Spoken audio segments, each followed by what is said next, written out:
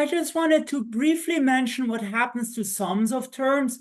So in particular, let's find a particular solution to this differential equation, which is the sum of 7e to the 3t and 2t. And for sums of terms, it's best to just guess each term separately. So for 7e to the 3t, what you would do, you would guess yp is ae to the 3t, because it's an exponential term.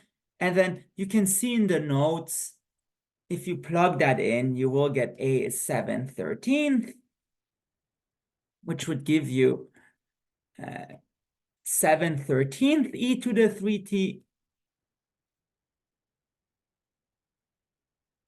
And for the 2t, since it's degree 1,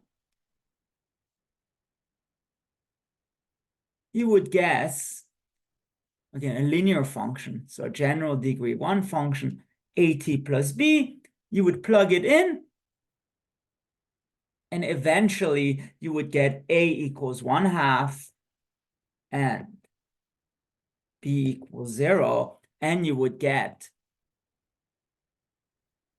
1/2 t.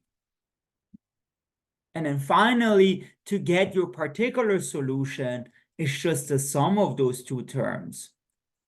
So yp would be 7/13